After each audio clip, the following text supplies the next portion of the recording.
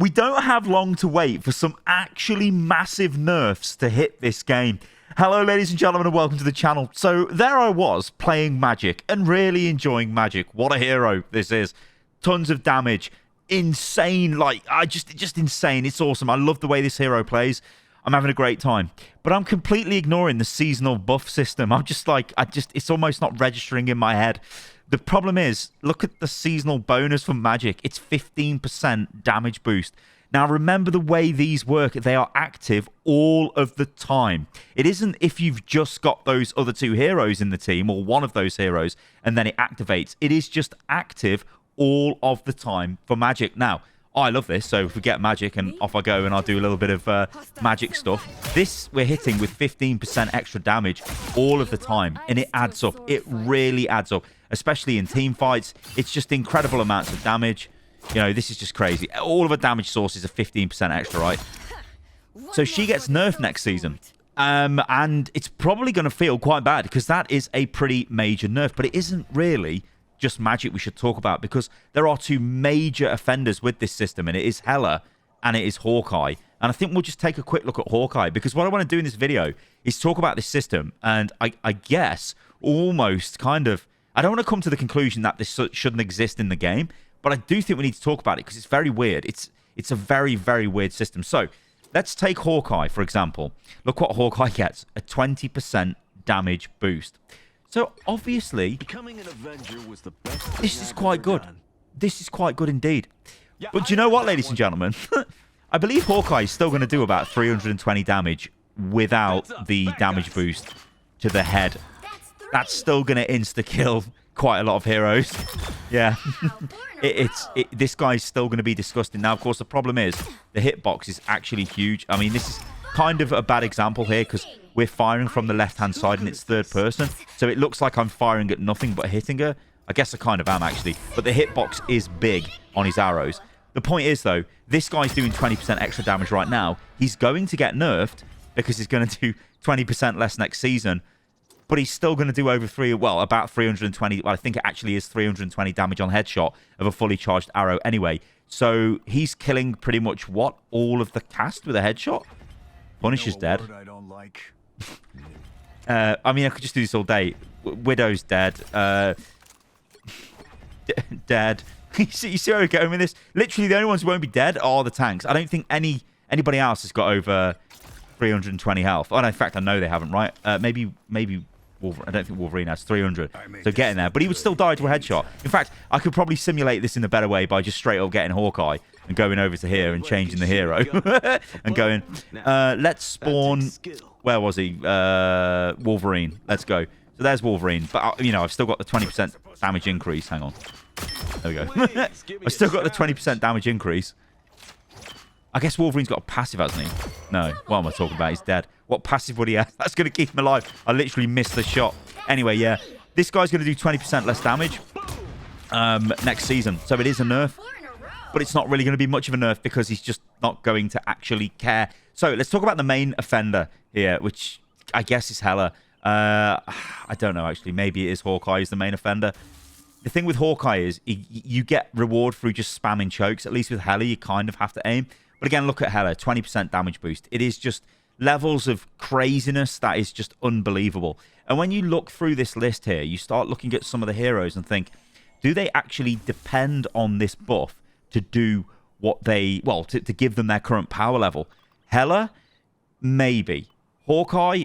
Kind of not really, but it makes him crazy good against tanks. I mean, now he's just way better at chunking down high HP targets. But again, if you land in headshots, it's still not going to make any difference to 80% of the cast. Magic? Well, Magic, yeah, maybe I'm a Magic sympathizer here, but I think Magic is going to suffer. And potentially the devs could look at this and go, you know what? Maybe we buff Magic next season because she really does need this. Or maybe the devs just don't care. But we'll get onto that in a second. But look at heroes like Scarlet Witch. I mean, she's got a 10% damage boost. This is a noob stomper hero. The effectiveness of this hero really drops off once you start getting into gold. Probably even before then. Just not very consistent damage. The ultimate is easily played around. Catches new players off guard and looks crazily OP. But she's got 10% extra damage here. Does she need that? Probably needs more, you know, so in some ways not that great. Spider-Man is another one you could argue maybe needs this damage boost to stay relevant. I don't know.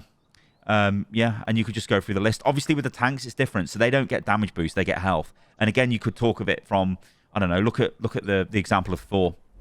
He gets 100 extra health this season. So Thor is straight up going to have, well, 500 health next season. Is that going to affect his effectiveness? I think it is, in a big, big way. All right, what we need to do now is talk about this, because this is a very weird system. So let's look at Groot. Now, Groot has 150 max health all season. Remember, these seasonal bonuses, it doesn't matter if Rocket or Jeff are on your team. It just doesn't matter. You get the bonus anyway all season. Given these are, I guess, team-up bonuses, really, it's not really a seasonal bonus, or maybe it shouldn't be. Maybe you should only get this if you've got one of those on your team as well. But, and I can see you in the back there raising your hand going, what are you talking about, Sty? How would that work? You see, here's the problem with this. This guy, Groot, imagine if you've got Rocket on your team, so you get 150 extra health, and then Rocket swaps and plays somebody else.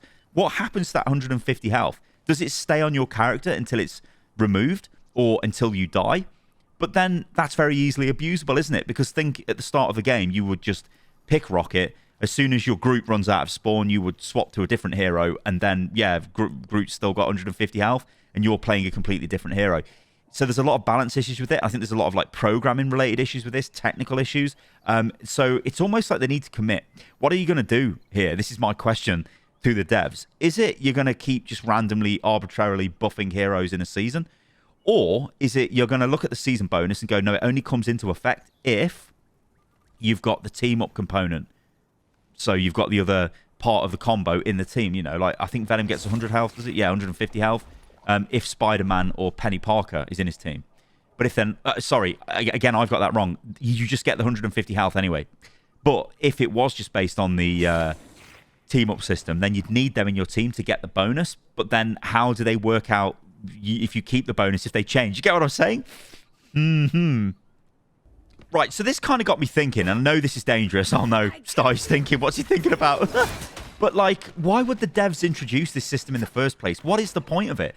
And the more I look at this, I think maybe it's just an attempt for almost like it is an attempt of forcing the meta. It's an attempt at seasonal diversity almost for the sake of it, or most likely around probably cosmetic drops and stuff like that. But I think you've also got the team up element where when you bring that into the fold, it suddenly becomes a case of like, you know, team-ups is a great way of balancing hero power. We know that team-ups are going to change in the season, right? There'll be certain team-ups that just won't be available. And there'll be new ones that come online, right? So Punisher's got the Rocket one. So Rocket's obviously got +5 healing all season anyway. But Punisher and Winter Soldier get just infinite ammo when they stand in the new ability that Rocket gets because you've got the team-up. So the team-up is a way that they can introduce diversity into the season by giving the player, I guess, something to do, is what I'm trying to say. Whereas when you're just giving heroes like, okay, you just get 15% damage boost. Okay, Rocket, you just get 5% extra healing. Okay, Luna, you get Luna doesn't get, what does Luna get? 15% bonus healing. It's like these are just arbitrarily making the heroes stronger because the devs want them to be stronger. Because the devs, I mean, like, what? Want to give a season identity? But it seems to me that this is just such a crap way of doing it. Because you can already do that with a team-up system. You don't need to do it by just giving heroes buffs and nerfs. But then I started thinking again. I'm like, hang on. How is this any different than just buffs and nerfs? Because all it really is this hero I'm playing right now is just doing 15% extra damage than they would be from their baseline. But they won't be doing 15% extra damage next season, but the devs might just give her 15% extra damage because they think, oh, you need it. You see what I mean? Like, so how is this really any different than in a game like Overwatch, you buff, I don't know, whatever Soldier 76's damage is, you give him a 10% boost for a season. How is that any different than just increasing his damage, let's say, you know, from 10 to 11 per shot? for a season in the patch notes. So the more I think about it, I'm like, actually, is this even really changed anything? So it's really weird. But the thing with it is it very, very clearly shows you these heroes with the little icon are definitely meant to be the stronger heroes in that season. But again, you can look through this list and go, well, actually, there are some heroes that, well, okay, Hulk's strong, right? Hulk gets extra health, but Hulk makes Iron Man really strong. But Doctor Strange, this guy's just strong anyway. He doesn't need the team up buff off Bruce to make him even better. He's just great anyway. You know what I mean? So maybe you could say, well, he's got a seasonal boost because he's just so good anyway. But he just, because that's his baseline stats. I mean, you can actually go down and go with this argument and say, well, here we go. Mantis, probably the great example of this. Look at the other supports. No seasonal buffs for Jeff, Mantis, or Loki. But who's the best support in the game? I mean, it's between Luna Snow and Mantis. I think it's Mantis because of the damage boost. It's Mantis. Mantis doesn't have any of this. So what happens if next season you go, hey, Mantis, you get 15% extra healing? But maybe the devs won't do that because they've seen how strong she is. You see what I mean? So it's really like weird this is. It's like a whole scenario and something for the devs to sort out. It's not as cut and dry as I first originally thought it would be, because I just thought, oh, like, these heroes, you'd imagine they're all super strong because they've all got the yellow thing. But actually, are you really going to play Scarlet Witch? Are you really going to play Spider-Man? Maybe, I don't know. But again, here's another one, right? Star-Lord, crazily strong right now. He's not got any seasonal buff. Look at Psylocke again, really good hero. There's no seasonal buff there. Moon Knight, very effective, no seasonal buff. Punisher, very effective, no seasonal buff. You see what I mean? When you start thinking like that, suddenly it's like, well, hang on. What happens if Punisher gets a seasonal buff and it gives him extra damage? Well, this guy would be crazy. It's interesting, ain't it? So let's wrap this up, right? Because I can just ramble about this. There's a lot of things going on here, right? So you've got the devs artificially trying to enforce hero flexibility by saying this hero's got a big buff this season, go and try them.